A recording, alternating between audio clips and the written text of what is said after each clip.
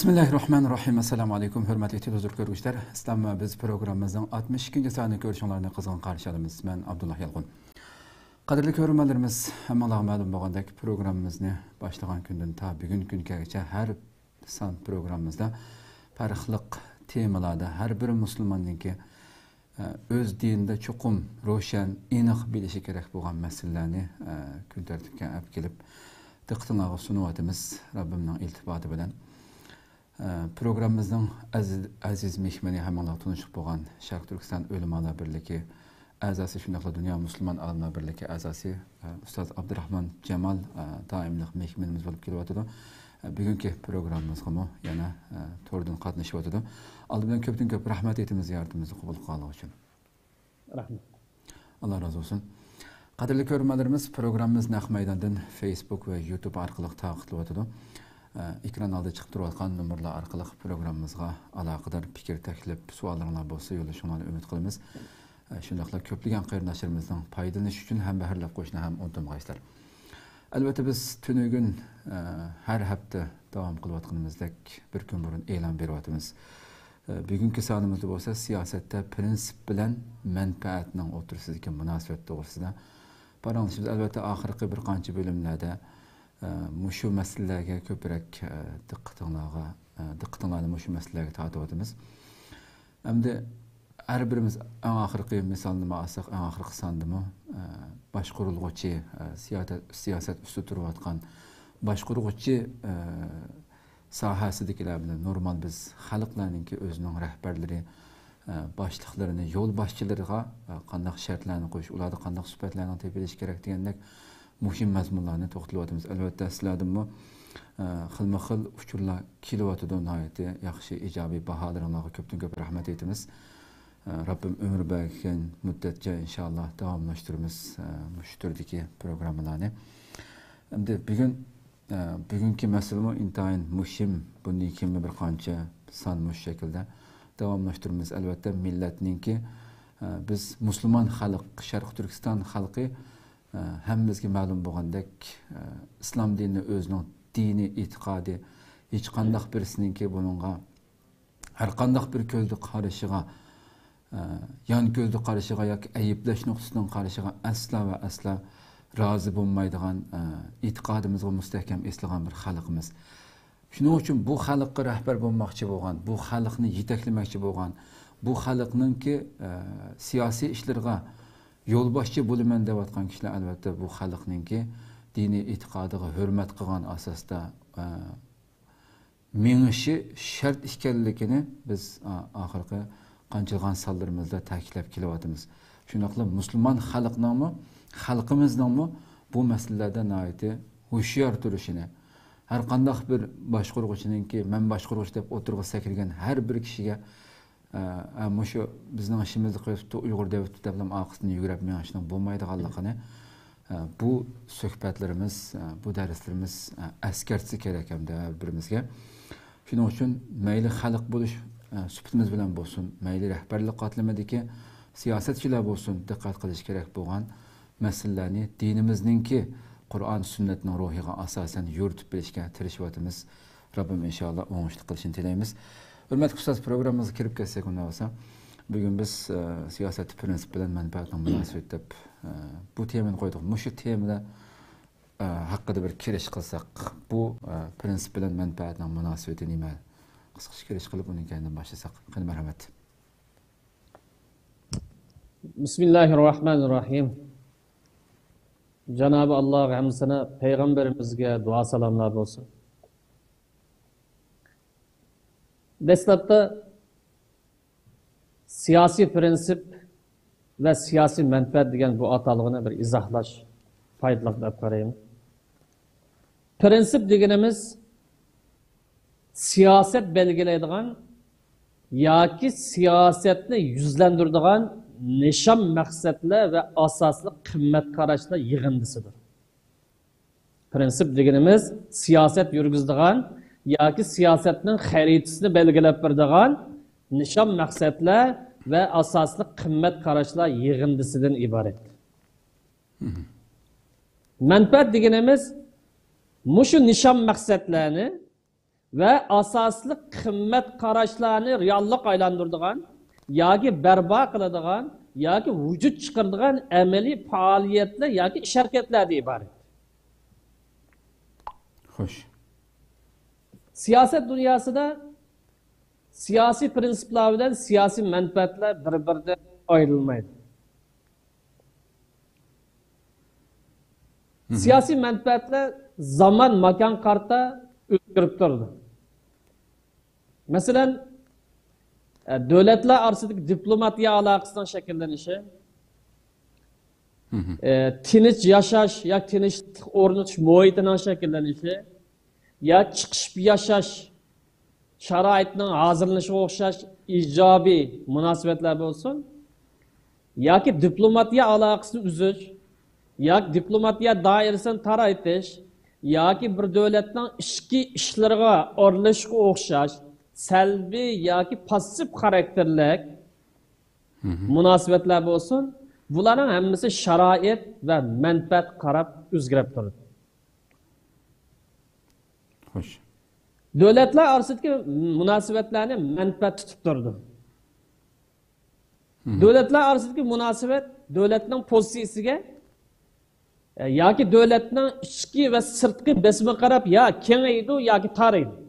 Ya'ni bir davlat bilan bir davlatning munosabati yana bir davlatning pozitsiyasiga qarab ya kengaydi yoki taraydi.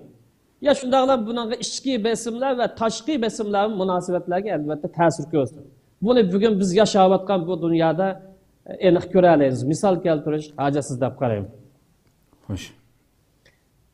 Ham shundaqlar bu siyoset dünyasida do'stlar dushmanga yoki dushmanlar do'stlarga aylanib qolgan ahvollar ko'rinib turdi yoki yuz berib turdi. Siyoset dünyasida doim do'st va doim dushman deydigan bunday hukm bo'lmaydi. Endi bu siyoset dünyasida siyasi prinsiplarning qimmatini oshirish yoki siyasi prinsiplarning qimmatini tushirib o'tish bu siyosiy arboblarga munosabatli masala. Yoki siyosiy faoliyatchilarga munosabatli masala. Agar siyosiy arboblar siyosiy prinsiplarga samimiy bo'lib, prinsiplarda mustahkam ching tura olsa, bu prinsiplarning qimmati oshadi. İtibari aşıdı, hürmeti aşıdı. Eğer bu siyasi erbablar prensiplarda vaz kesse, malum sebeplerden, ya ki prensiplar seli karsa, ya ki ehmiyet vermişse, bu prensiplerin kıymeti tövelleydi. Siyasi prensiplerin kıymeti tövellegen hemen siyasi göreç acizleşke, ya ki bölünüşke, ya ki parçalanışke başlaydı. Çünkü siyasi hareketini tutup durgan, bir yolga yüzlendirip durgan, kompas rolunu oynavatkan narsa dal siyasi prinsipiydi.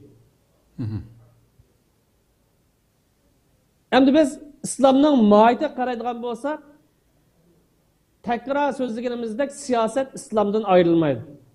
Xo'sh. Çünkü aqida bilan siyoset qo'shkizak. İslamda siyoset bilan axloq qarindosh. İslamda siyaset bilen adalet, erkinlik bir tuqqan.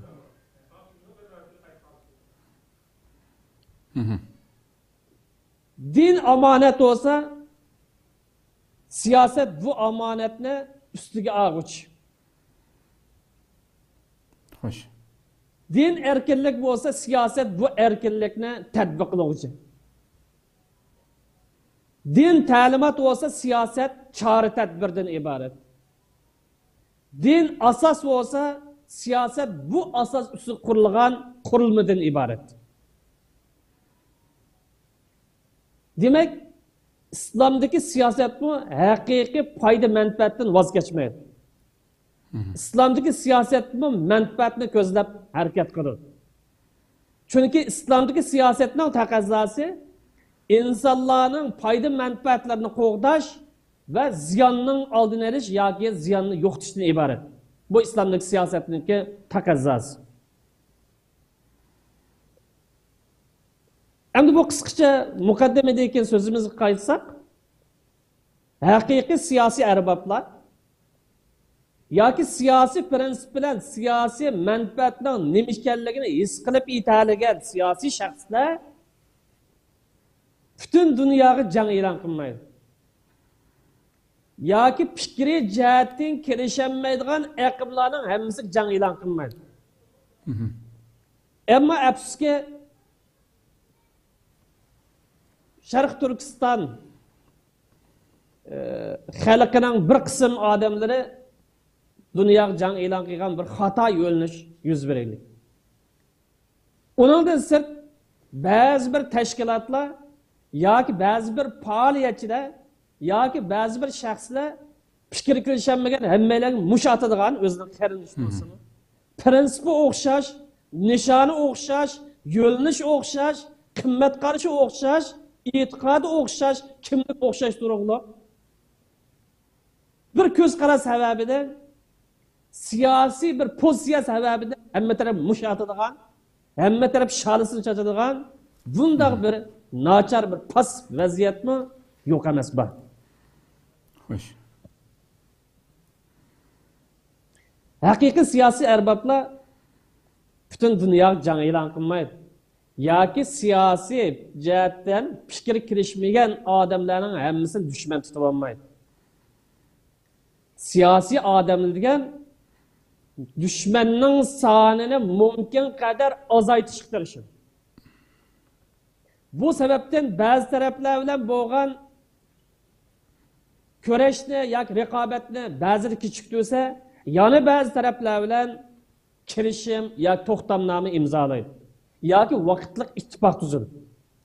Bu haqiqiy siyosatning yoki siyosatchilarning taqozosi. Chunki siyosat degan doim do'st va doim dushman tutadigan o'yin emas bu. Balki siyosat degan sharoit qarta zaman makonga bog'langan strategik ittifoqdoshlik tutadigan yoki ittifoqdoshlik tuzib chiqadigan siyosiy harakatdan iborat. Xo'sh. Şu an siyasi harekette menfaat deb qaralayotgan bir mesele sebebidir. Yoki bir mesele qarta türlü ko'z qarash sebebidir. Siyasi prinsipga zid ish qilish yoki siyasi prinsipning ta'tirsida yo'l tutib menish bu ig'ir xatolik hisoblanadi. Yani siyasi hareket bir meselede payda bor deb qaralsa, ayında bir tushunch bo'lsa yoki ba'zida ayında bir ko'z qarash shakllangan bo'lsa, bu payda bor deb qaralgan, manfaat bor deb qaralgan bu masala siyosiy prinsipga zid kelmasligi kerak. Chunki birlikka kelgan prinsipdan yoki millatning kimligiga qimmat qarashiga vakillik qiladigan prinsipni voz kechib payda manfaatni qo'lga keltirgan bo'lmaydi. Ya'ni haqiqiy payda manfaatni qo'lga keltirgan bo'lmaydi. Uning ustiga prinsip bilan manfaatni bir-biriga qarshi qo'yib qo'yish yoki prinsip bilan manfaatni bir-biriga so'qashtirish bu siyosiy harakatga ziyon olib keladi. Yoki prinsip bilan manfaatning orasini ayirolmay, ikkiga qanday muomala qilish yo'lini bilolmay aralashtirib qolib qolsa, yana ham bu yerda siyosiy harakatga ziyon keladi. Yoki ziyon bo'ladi. Shundan ham bu siyosiy harakatda yoki siyosiy faoliyatda o'zgarishni qabul qiladigan bir masala yoki siyosiy bir pozitsiya masalasini buni prinsip darsi ko'tarib o'tish yoki prinsiplarga sal qarash yana ham siyosiy harakatga ziyon olib keladi. O'zgarishni qabul qiladigan bir siyosiy masalada yoki bir siyosiy ko'z qarashni buni prinsip darsi ko'tarib olsaqmiz ziyon, ammo aniq birlik kelgan kompasning o'rnida o'rin olgan siyosiy prinsip masalasiga uning ahamiyat bermaslik yoki sal qarash umi ziyondan iborat. Çünkü bu siyasi pozisiyada, ben siyasi prinsiplardır, ikisinden farkı var. Siyasi pozitsiya deganimiz siyasi düşünce, siyasi tasavvur, siyasi meseledeki türlü göz qarash. Yani siyasi pozitsiya masalasida yoki siyosiy bir tasavvurda ko'z qarashlarning turli bo'lishi bu tabiiy ish. Prinsip tava bo'lmagan ekan, ma masalada birisi foyda bor deydi, yana birisi foyda yo'q deydi. Birisi mandaroq qilib foyda chiqdi deydi, birisi ziyon olib keladi deydi. Demak, bu pozitsiyaga aloqador bir masalada ko'z qarashlarning turli bo'lishi tabiiy ish. Buni qabul qilish tegishli. Ham qabul qilingan masala. Ham bu o'zgarib turadigan bir siyosiy ko'z qarash yoki siyosiy tasavvur sababidan ba'zilar haqiqat faqatla menda bor deb haq davosini qilsa yoki haqiqatni birdan bir o'zi deb tushunib qolsa, bu bir g'alati ahvol hisoblanadi. Bu qabul qilinmaydi, ham tabiiy ish emas. Prinsipal masala bo'lsa, mustahkam turamiz, ching turamiz, uning aslimiz. Agar siyosiy tasavvur, siyosiy tushuncha yoki o'zgarishni qabul qiladigan bir masala bo'lgan bo'lsa, buningda boshqalarningki ko'z qarashlariga, boshqalarning yo'l ochish va uning e'tibor berish bu tabiiy hisoblanadi. Ammo uning aksicha birdan bir to'g'ri ish meningki, birdan bir tutgan yo'lim meningki deb siyosiy pozitsiya masalasidan boshqalar jang e'lon qilish yoki boshqalarni xato chiqarib haqiqatni o'zida da'vo qilish, bugungi ba'zilar o'tish bu normal holat emas. Bu bir g'alati ahvol edi. Xo'sh. Ko'p rahmat. Unda bo'lsa, shu so'zning oxiriga ulab bilan biz shu prinsip bilan manfaatning munosabati haqida bir amaliy misollardan bir qanchani keltirgan bo'lsak. Bu to'g'rida 3 misollarni prinsip masalasida. Birinchisi adolat prinsipini misol qilaylik. Adalet prinsipi İslam'da acayip büyük, en mühim kıymet qarashlarning ya prinsiplarninki birisi hisoblanadi. Xo'sh. Hatta ki dinimiz peygamberlerinin evetişini muş adalet sebebinden evetligendi. İnsanlar adil yazsın, adil iş qilsin, birbiriga adil muamele qilsin deb peygamberler yol başı oluşun şu sebepten kelgandi. Yani Kur'an-ı Kerim'de laqad arsalna rusulana bil bayinat. Biz peygamberlerin hemmisiga mo'jiza bilan, pokit bilan, peygamberlikning isboti bilan, kimligi bilan avatdik. Ve anzalna ma'humul kitabe vel mizan liyaquma an-nas bil qist. Biz ular kitobni tushirdik. Mush kitobni tutib mansa nima bo'ladi desa, adolat bilan yashaydi, adil bo'ladi, hammasi o'zining haq huquqiga erishadi. Ya'ni kitob bilan adolat mizoni, adolat tarozisini teng tushirdik. Sabab nimasi? Kishilarning hammasi adil yazsin. Bir-birisiga adil muomala qilsin. Yani ayetning oxiridagi va anzalnal hadida fi ba'sin shadid. Biz tömüne mi tushirdik, tömüde kuch va nurg'un foyda bor. Yani bu ayetning yuqori bilan bo'lgan aloqasi nima desa, adolatni himoya qilaman deydigansiz, adolatni qo'g'dayman deydigansiz, tömür bo'lish lozim qo'lingizda. Yani kuch olmay turib adolatni qo'g'damaydi. Adalet nazariya jihatdan, tasavvur jihatdan haqoq ilg'or bo'lsin, ammo qo'g'daydan kuch olmasa, bu adalet o'zini ko'rsatmaydi deydi oyatning taqozzosida. Bu adalet barliq insoniyat uchun har qanday zaman ve har qanday makonda insoniyat xarakterlik eng yuksak qimmat qarash hisoblanadi. Adalet barliq insoniyat uchun, faqat musulmonlar uchun emas, müminler için emas, barliq insoniyat uchun har qanday zamanda, har qanday davrda, har qanday o'rinda tatbiqlashga tegishlik eng yuksak insoniy qimmat qarash hisoblanadi. Chunki dinimiz buning inson xarakterlik yoki insoniyat xarakterlik yoki dunyo xarakterlik eng bir muhim qimmat qarash ekanligini ko'rsatib bizga la yajrimannakum shan'anu qawmin ala an la ta'dilu. Bir millet bilan, bir xalq bilan, bir kishi bilan yoki bir davlat bilan qaysi birisi olsun aranglarda bir husumat bo'lgan bo'lsa, bir uqishmaslik, kelishmaslik bo'lgan, adolatsizlik sabab bo'lmasin. Uqishmaslikni bahona qilib yoki bir ishni bahona qilib adolatdan chetlamanglar. Kim bo'lishdan qat'iy nazar insonlar bo'ladigan ularga adil muomala qilinglar. Bu taqvolikning o'lchami, mo'minlikning o'lchami, musulmonlikning o'lchami shu deydi. Shunga adolat asos qilinsa dunyo isloh bo'ladi. Dunyo to'g'ri yo'l qadam bosadi. Agar dunyo adolatdan chapnisa, adolatga sal qarasa, shaxsiy manfaatlarni adolat prinsipini ustiga qo'yib olsa, dunyoda vayronchilik, qirg'inchilik, yana tasavvur qilolmaydigan turli illat, musibatlar paydo bo'ladi. Dinimiz bu haqiqatni eskartib, va tilkal qura ahlaknahu. Aş milletlerini, aş şehirlerini, aş devletlerini biz vayron qildik.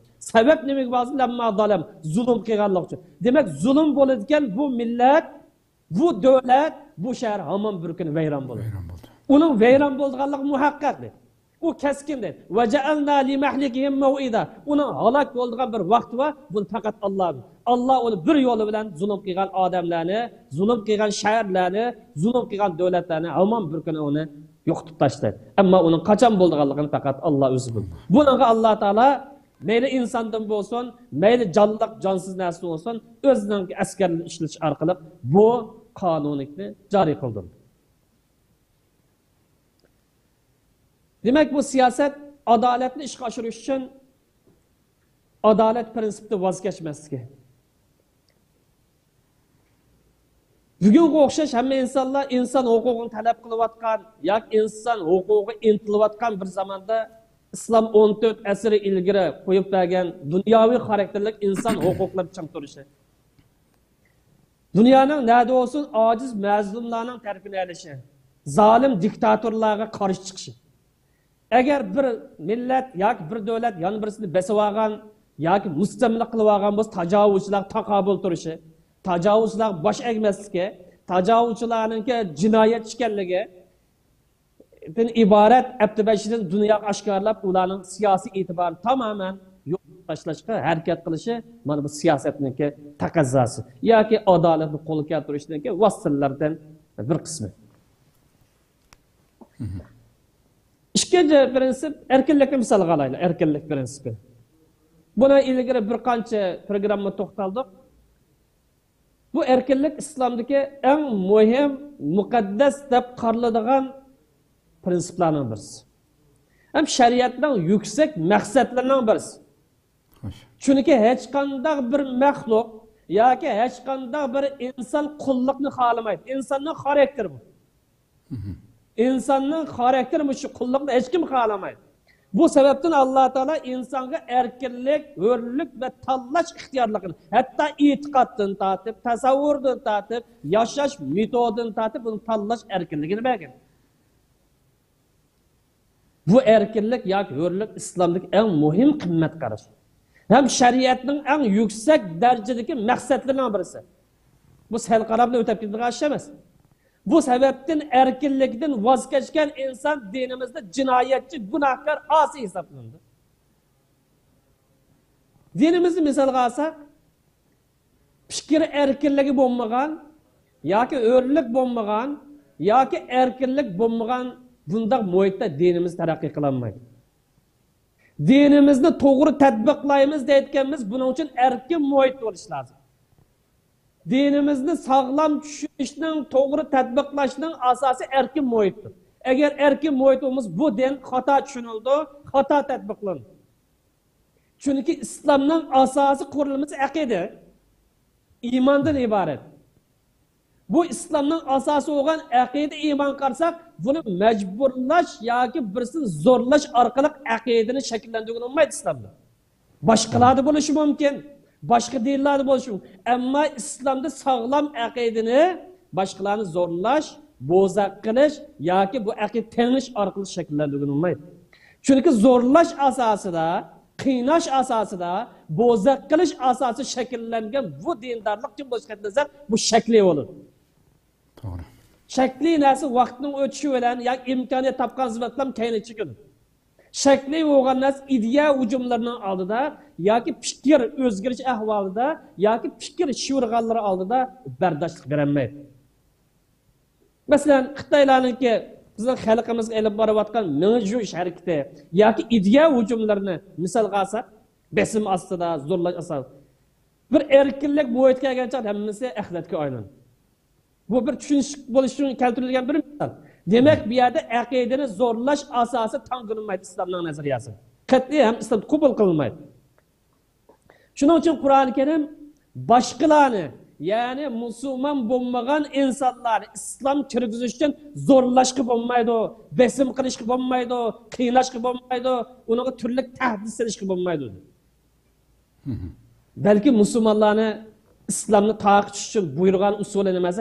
Eng chiroyli shaklda, hikmatga uyg'un, aqlga uyg'un, insonning xarakteriga uyg'un shaklda chiroyli holatda bozorga salinglar. O'ttirga tashlanglar. Sizlar islom da'vatini o'ttirga tashlagan degan go'zal shaklda anglagan tarafdanki qabul qilmaslik, ishonish, ishonmaslik uning ixtiyori. Buning chekilishinglarga haqqinglar yo'q sizlar. Qur'on-i Karim bu vaqtda la ikraha fid-din. İslamga kirgizish uchun boshqalarni zo'rlash hech kimning haddi emas. Hech qanday birisi boshqalarni islom aqidasi qabul qilgan zo'rlash haddi emas. Qad tabayyana rushdu minal g'ay. To'g'ri bilan xato oshkorlandi. Xato yo'lda ma'man o'zining ishi, to'g'ri yo'lda ma'man esa bu o'zining ishi. Bu dunyo sinaq hayot. Yana bir oyatda va qulil haqqu min robbikum. Alloh tarafidan kelgan narsa haq ekanligi shak qilmaydi. Haq ekanligini biz shak qilmaymiz. E'tiqodimizdan haq ekanligida shak qilmaymiz. Lekin faman sha'a falyu'min va man sha'a falyakfur.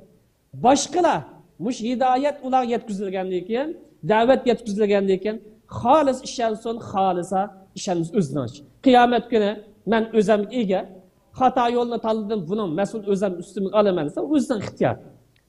Uning vijdoni, uning aqli, uning tasavvuri o'zi qaror qiladi.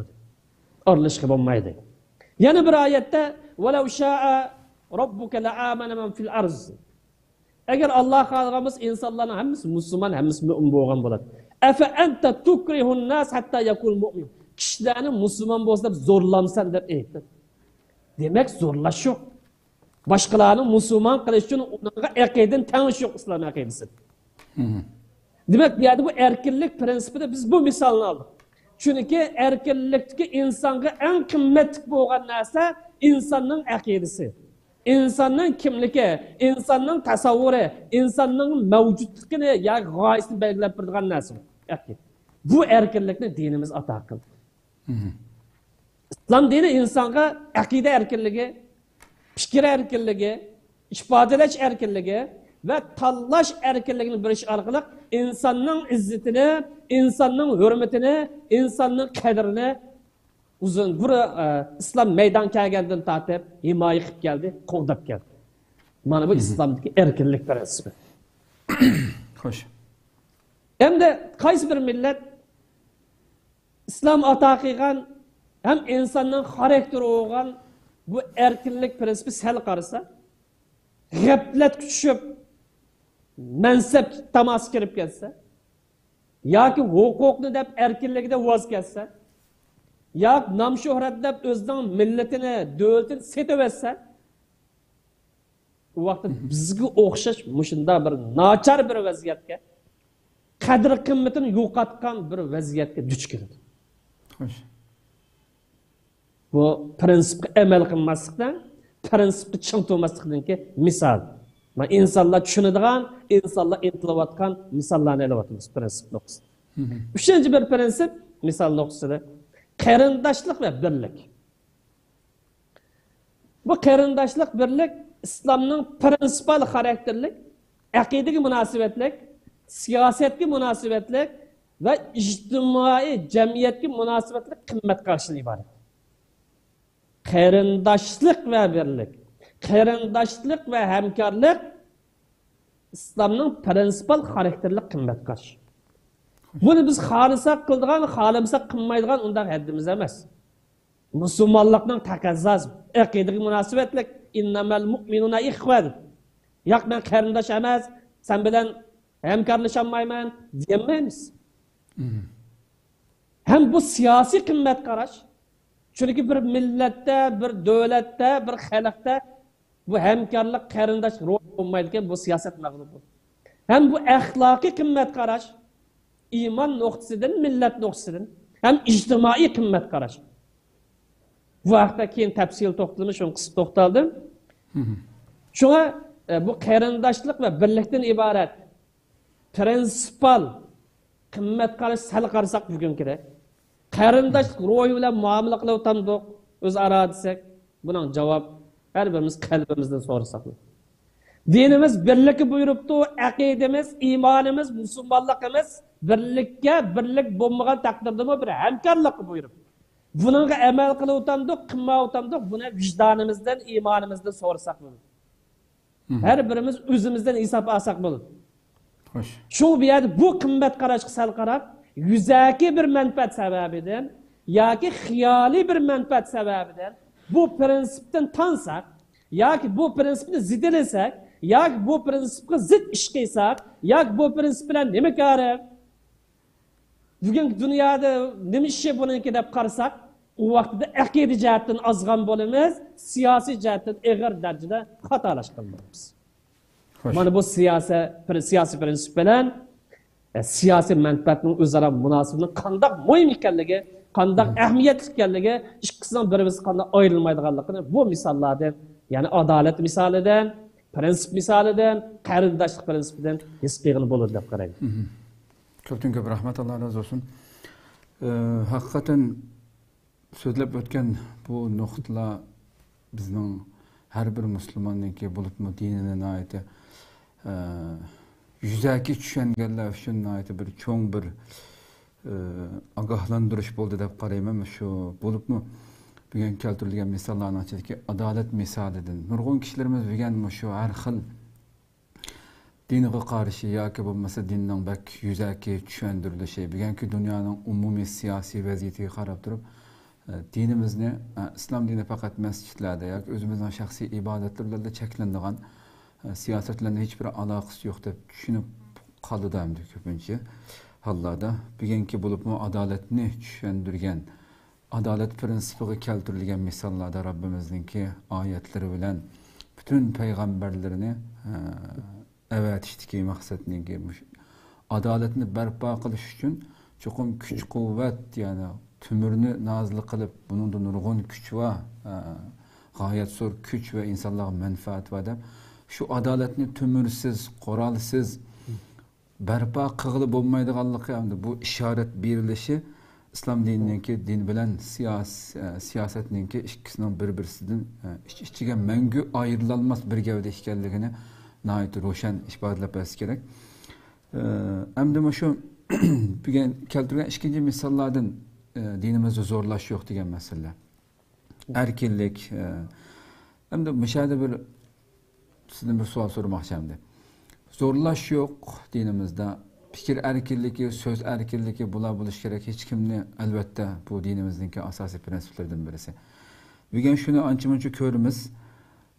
Dinimizde İslam dinine başkalarını kirgiziş için ya şu dinine itikat kılış için ya bu dinin prensiplerden minişi için başkalarını İslam dinine ergişip atkan bizge okşaş Müslümanlarının zorlaşığa yoki besim işiltishiga yo'l bo'lmagandek boshqalarning ham qarshimizdagi boshqa kishilarning ham dinimizga aloqador dinimizning har qanday asoslari prinsiplariga aloqador kamsitish nazarida yoki yon ko'z bilan qarashiga yoki uni fikr erkinligi so'z erkinligi degan bugungi bu nomda buni ishiltib turib dinimiz haqida qalaymaqan bildirlishiga yo'l bormoqda.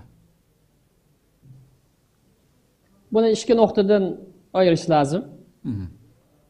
Birisi Müslüman emas yoki Müslüman bo'lmagan bir shaxs yoki millat qarta islomning qanday muomala qilganligini yuqorida o'tirib qo'ydik.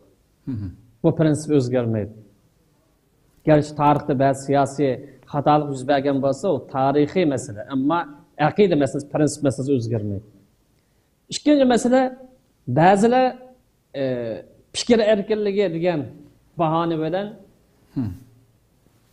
dinimizning prinsiplariga, qimmat qarashlariga hujum qilayotgan bu xil ahvollarga biz duch kelyapmiz. Buni bir necha tarmoq bo'lgan vaqtida birisi bular o'zining musulmonligidan tanmagan ba'zisi manqurtlashib ketgan bo'lsa-mu, yo'q hisobda e'tibor qilinmaydigan. Xo'sh. Parnaqs. Birisi İslam'dan tanmagan ama İslam'ni tushunmagan jahil nadan. Mende fikir erkinligi var deydi, söz qilish erkinligi var deydi. To'g'ri, albatta İslam uni ber. Bir siziq doirasida ber. Yani prinsipga taqashmaydigan masalada fikr qil, o'ylan, izdan, tadqiq qil. Mesela siyasi meseleni alsak, bu mesele köpüğün siyaseti buldu. Bugün bizden bu konu karışımızdan sebebi İslam'dan da kardı bir kısım nahli, yak savatsızlar. Bu İslam'dan düşünen de olsa düşünmeyin. İslam düşünen fakat bir 5 vakit namazının bağlığı yak 5 ibadet şeklinde bulunmuyor. Ama İslam'ın dünya nazariyesi, siyasi nazariyesi, iktisat felsefesi, cemiyet şunaslık, psikika ve başka dairelerdeki tüzümler hakkında bir ders bilim dostu yapabilir yok nasıl. Bu fikir davasını dava qilishda ilgili musulmonlikdan tanmagan bo'lsa dastlabda o'zi e'tiqod qilayotgan o'zi tatu qaragan bo'lsa ota onasi e'tiqod qilgan ota onasi kommunist bo'lib xitoyda zararlangan biri bo'lgan bo'lsa millati e'tiqod qilayotgan muqaddas bilayotgan bu dinni bir bilib baqishga urinishi oddiy bir taqozo. Gerçi tadqiqotchi bo'lsin bu, siyosatchi bo'lsin, jamiyatshunos bo'lsin, psixolog olsun, siyasetçi olsun mu? En addi mentek sen kimge hizmet kılırsan? Ma millet hizmet kılsın. Bu milletin kimligi neme?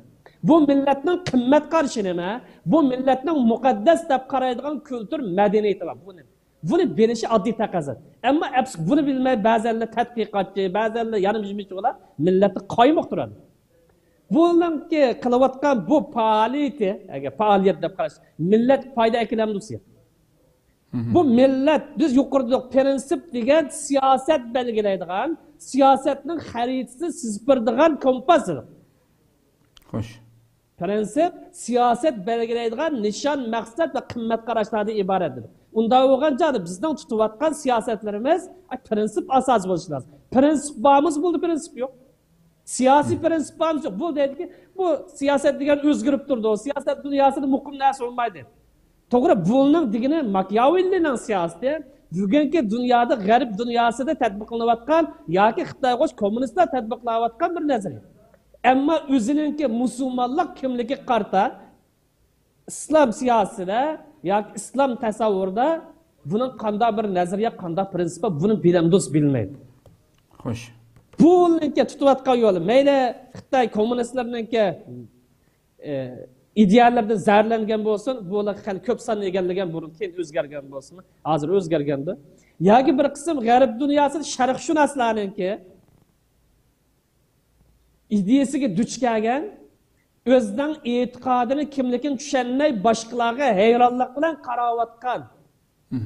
Bu kishilar mush millatning da'vosini qilaman desa, mush millatning siyosiy ko'z qarashini qilaman deb qarasa, mush millat uchun foyda yetkazman desa, bu millatning muqaddas deb qaragan narsani tekkizib, bu millatningki jonini ato qilgan, pulini ato qilgan, butun vujudini qo'rqmay sarf qila oladigan qimmat qarashi kimlik hujum qilish bilan xizmat qilamdi, o'zi xizmat qilolmaydi. Foyda yetkazamiz, foyda yetkazolmaydi. Balki ziyon akiladi. Millatni bo'ladi, parchalaydi, siyosiy prinsip netijaga bo'lib, bir kalla so'qashdir. Ammo abs o'zlarini tadqiqotchi deyish mumkin, yana birni yozuvchi deyish mumkin. Hammasi o'zini aldashdan, millatni emizga solishdan boshqa narsa emas. Shunga buni maydonni oshkor qilib, musulmon bo'lsa, millatning qimmat qarashiga, millatning tanlash hurmat qil. O'zing kofir bo'lgan bo'lsang, hisobini qiyomat kuni bersa. O'zingning ishi. Ama ma milletke sen muş millet hizmet kılmanı o milletin kıymet karşını, o milletin irasını hürmetleş, demokratiya noktası mı senin mecburiyetten? Hazırlıkta millet bir nokta kilometre kavakta ahlak noktasından, millet noktasından, insan noktası mı senin mecburiyetten dep karayın. Hoş. Köp rahmet, Allah razı olsun. Emdi programımızın ahırı kep kaldık, vaktim buraya beripti.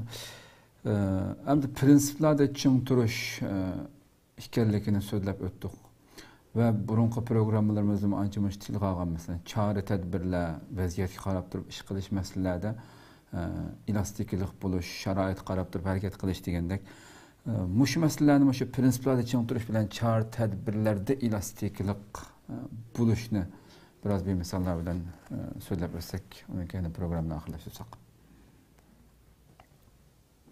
Prinsipal meselelerde çın turuş vositachora yoki chora tadbirlarda avrishim bo'lish yoki elastiklik bo'lish bu siyosiy harakatda, siyosiy faoliyatda intayin muhim bir masala. Bizda bu masala siyosiy faoliyatlarimizda yoki mavjud bo'lgan siyosiy harakatlarimizda buning amillashishi oz nisbatni ko'rsatmoqda. Hem siyasi prensip tahi köplagan siyasi teşkilatlarını aniq yüzüne tahi ko'zlanmagan ahvolda turmoqda. Çünkü siyasi prensipler vasılar bir-birisiga kirishib ketgan yoki orlashib ketgan. Çünkü aniq bir xarit tuzilmaganligi uchun bu masala ro'shan bo'lmaydi. Bu masalada ayrışmayın. Siyasi prensipni ayırıp buningda jon berish, buning badal to'lash, buningdan qat'iy voz kechmaslik lazım. Ama bu siyasi prensipni ishga oshiradigan usulcharlar, texniklar, vositalar, yangiliklar ve başka meselelerde onun elastik oluş, onun katmanlı qilmaslik, tar doira kirib olmaslik bu intayin muhim. Shuningdek, kimlikning xususiyatini ve vositachilarning umumligini his qilish intayin muhim. Bu yuqorida sizlarning savolga javob bergan masalalar munosabat. Kimlikning o'zgacha xususiyati var. Biz kimlik degan masalada 2 programma qildik yoki bir. Bu muayyan bir dairasi var. Bunun kengaytgan chog'da 8, tar bo'lgancha 5 buning omili var. Buning xususiyati var. Her bir shaxsninki, her bir millatni tilga olsak, millatning o'zining xususiyati var. Buni qo'g'daymiz. Bu xususiyatni qo'g'dab turib, vositachorlarning umumiyligidan, qaysi millatdan, qaysi eldan, qaysi qit'adan bo'lsa, o bizning qimmat qarshimizga, bizning kimligimiz yetganmasa, uningdan foydalansak bo'ladi. Ama buni his qilish mush nuqtada intayin muhim. Bu sebepten vositachorlarni prinsiplarning o'rniga chiqarilish og'ir xatolik hisoblanadi. Mush bir yil mobaynida oraliqimiz yuz bergan ba'zi bir masalalar qarasa, dal mush xatolik sodir bo'ldi. O'ttirib qo'yilgan masala prinsip masalami, vosita masalamiz vosita. Xuddi prinsip masalaga o'xshash olamni bir oldi, nurg'un mashg'ul qildi. Shunga vosita xarakterlik masalani prinsipning o'rniga chiqarishga bo'lmaydi. Prinsipning o'rniga chiqib olsa, bu yerda og'ir xatolik yuz berdi. Chora tadbir masalasida kimligimizga yoki xosligimizga yoki qimmat qarashimizga zid kelmagan ahvol ostida boshqa millatlardan foydalanishga bo'ladi. Shuni biz bugungi yangi dunyo tuzumi ishlab chiqargan siyosiy vositalar va qatnash vositasini demedik. Siyosiy vositalar bilan muomala qilgan vaqtida prinsipimiz ve siyasi ölçemlerimiz asasında muamele qilish to'g'ri keldi.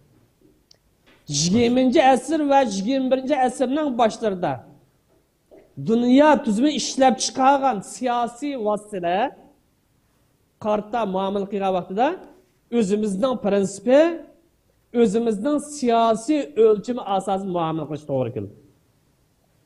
Chunki bu vositalarning islomning prinsiplari, shariatning maqsadlari ve siyasi qimmat qarashlarni uyg'unlashtirish talab qildi. Demek bir yerde ishlab chiqarilgan bu vositalar shariatning maqsadlariga ve siyasi qimmat qarash zid kelmay qolib qolsa, undan foydalansak, uni ishlatsak, uni o'zlashtirsak bo'laveradi. Masalan, siyasi huquqlarni turga bo'lish. Burungi ko'n tarix qarasak, asas hukuk sultan yoki podshohniki yoki xalifaning qo'lida. Bütün hukuk shuning qo'lida. Askariy hukuk shuning qo'lida, qonun tuzish huquq shuning qo'lida, ijroiya huquq shuning qo'lida. Degan hisob. Ammo insoniyat nurg'un badal to'lash, nurg'un izlash orqali bu huquqlarni bugun bir necha bo'lib, qonun chiqarish huquqini parlamentga, ijro qilishni hukumatga, adliyani ayrim bir organga neçik bölüp etdi. Bugünkü reis bo'lgan odam chiqarilgan qonunni ijro qiladigan, qonun doirasida faoliyat qiladigan oddiy bir shaxsga aylandi. Demek bu siyasi huquqlar turk bilishni foydalansak, bunu biz siyasi nazariyalarimizda tatbiqlasak, Bo'lamdisi albatta bo'ladi. Saylam o'tkazish misolga alaylik. Bu yaxshi bir ish bo'lsa, yaxshi bir ish. İslamda burun yuz bergan kim mustabidlik sababidan yoki bu hokimiyatningki mirosxo'rlik bosqichiga o'tib ketish sababidan bu saylam masalasi kelib qolgan edi. Buni insoniyat yangidan yana paydo qildi. Bu islomda aslida bormiz, xalifa xulafa roshidning davrida bor. Bundan da foydalansak bo'ladimi? Bo'ladi. Hamda bir hokimni sayladik, 4 yil yashadi, 5 yil yashadi, 10 yil yashadi. Qo'sqida bor 15 yil imkoniyatdan hamman chiqadi. Mening berim shu, qila oladiganim manchilik. Hamda boshqa odamni saylab olganlar saylama o'tkazgan vaqtida. Bu hokimiyatni tinch usuli bilan o'tkazib berish masalasidan bugungi dunyoning siyosiy nazariyasidan foydalansak bo'lsa, albatta bo'ladi. Bu masala eng muhim bir masala. İslam tarixida nurg'un qonning to'kilishiga, qarindosh o'zining qarindoshining qonini to'kishga qarindosh o'tish sabab bo'lgan eng og'ir xatolikning birisi. Siyosiy tarixda, ammo islomda emas. İslam yo'l qo'ymaydi, ammo siyosiy tarixda bu xatolik yuz bergan. Bugun insoniyat aqlini shildi. Nurg'un tajribalar orqali hokimiyatni 4 yil bo'lamdi, 8 yillik bo'lamdi, millatning irodasi qarta tinch yo'l bilan o'tkazib berishdan iborat bir siyosiy vositani chiroyli shaklda, go'zal shaklda o'ttirgan. Buni foydalansak bo'lamiz, albatta bo'ladi. Yani shunaqlam siyosiy partiya emasiz. Buning vaqtlarda siyosiy partiyalar yoki siyosiy aqimlar asosan boblar yo'qni arsi. Yani bu podshohlik tuzumlarda siyosiy partiyalar asosiyatdan bo'lmagan desak bo'ladi. Yani siyosiy hukm bilan, ammo boshqa hukm bilan mavjuddir. Yani siyasi hakimiyet meselesi bilan bevosita aralashadigan shaklda emas, ammo jamiyat ta'sir ko'rsatadigan shaklda bu bugungi siyosiy partiyalarning rolini olgan bu hukmlar islom tarixida, islom falsafasida mavjud. Masalan, 4 mazhab deb qaragan bu masala bugungi dal 4 partiyaniki deb olsak, shuniki rolini, shuni qiyos qilsak bo'ladi. Hem bugün kunlikda partiya bir ol shart emas, shariatimizda unda hujjat yo'q. Faqat bir partiya olsun deyilgan hech qanday bir dalil yo'q. Shu mustabidlikni tugutish uchun, diktatorlikni tugutish uchun, bu yerda hokimiyat almashgan chog'da qon to'kilishning oldini olish uchun yoki siyosiy bo'shliq yuz berishning oldini olish uchun partiyalar bir necha bo'lsa, buning kimligi aniq bo'lsa, eng muhimi siyosiy manba va siyosiy xarid aniq bo'lsa, bu partiyalar şu asasda hareket edip bas bular. Bugün partiya neçi olsun yoki mandat etgan chog'da tashkilot neçi olsun, buni hammasini amr-i ma'ruf nahy munkar degandek, ya'ni yaxshi ishlar buyurib, yomon ishlarni to'sish degandek, bu doira bo'yicha tartib qilsak bo'lar. Hammasini rolini shu yoqqa bog'lasak bo'lar. Demak, bu masalalarda yuqoritilgan masalalarda, ya'ni huquqlarni turga bo'lish, saylam o'tkazgandek masalada dinimizda halol ishkanlik to'g'riliq yoki harom ishkanlik to'g'riliq hech qanday bir hujjat kelmagan. Demak, bu cheklaydigan dalil kelmagan ekan. Bu siyosiy masalaning mutlaq ko'p qismi mubah doirasida harakat qilgan bo'lg'achqa, manfaat doirasida harakat qilgan bo'lg'achqa, ham bu ishni foyda bo'lg'achqa, buni qo'llanish foydali bo'lsa foydali, yo'lliq bo'lsa yo'l. Muhimi cheklaydigan dalil bo'lmagan yo'l ochiq. Chunki biz yuqorida necha qatim deganimizdek, dinimiz siyosiy masalalarda asosli qimmat qarashlar yo'l qo'ydi, ammo uningki tatbiqlanish shakli va uning vositalarini izlaninglar. Tafakkur qiling, o'ylaninglar. Biz uni o'ylanib tafakkur qilib, yangi shaklda, go'zal shaklda, foydali shaklda uni ijro qilsak, albatta bu yo'lliq ish. Shunga yuqoritilgan bu vositalarni qo'llanmaslikda muhim masala. Qanchalik foyda manfaat akiladi ve qanchalik ziyonning oldini ola oladigan bu masala qaraymiz. Mesela saylam o'tkazish masalasini misol qilaylik. Bu masalani foydalansak bo'lamdi, bo'lmam. Ya'ni mush vositani ishlatsak bo'lamdi, bo'lmamdi degan masala nimaga qaraymiz? Bu qanchalik shariatning maqsad bo'lgan foyda manfaatni qo'lga keltiradi ve qanchalik ziyonning oldini oladi. Bundan qaraymiz. Dinimizda buni cheklamagan ekan. Foyda ekildigan bo'lsa, ziyonning oldini oladiganimiz albatta buni qarshi olamiz. Shu bugungi kunda bir odam hokimiyat o'lgicha hokimiyat tutsin, podshohlik degan hech qanday dinimizda hujjat yo'q. Belki bu vaqt belgilash hokimiyatga nisbatan 1 yillik, 2 yillik, 5 yillik ish qilinmay 4 yil deb qo'ydi insoniyat. Ya 8 yıl deb koydu. Bu paydalık mısa? Elbette paydalık. 8 yılda bir adam özünden qo'zg'idi bor narsani chiqarib bu. Enkayda asla o'zidan ishini qilib boshqa yoshlarga, iqtidorli odamlarga buni o'tkazib berish millatga, ummatga, aqidasiga, insoniyatga foydali bu.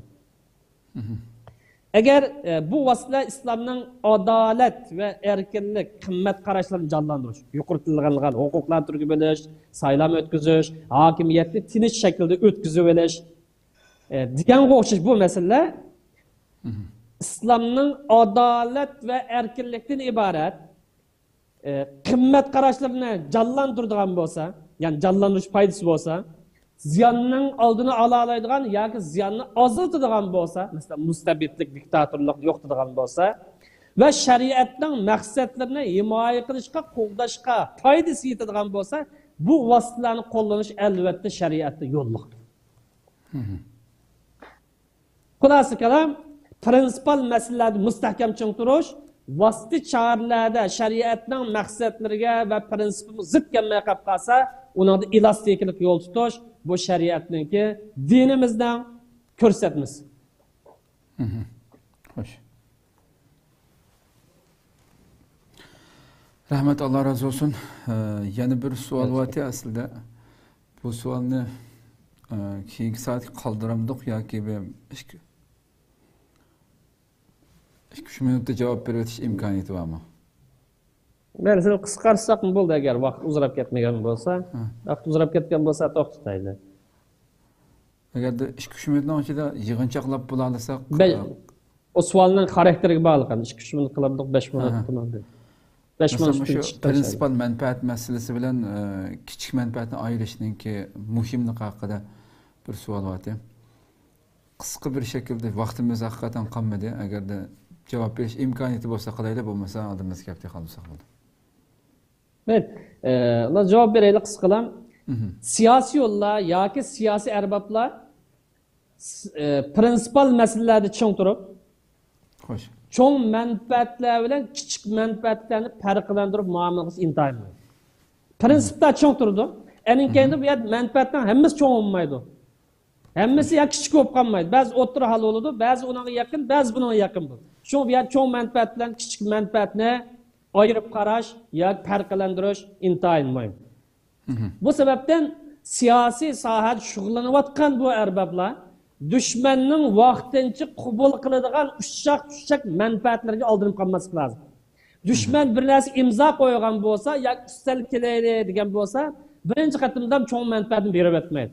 Kichik manfaatni beradiganligini buni unutmaslik kerak. Buni siyosiy arboblar manfaat nuqtasi buni obdan diqqat qilsin. Xitoy nima bo'lsa keldi mana, ya nima degan bilan bizga keldi deb uni aldansak qilmaydi.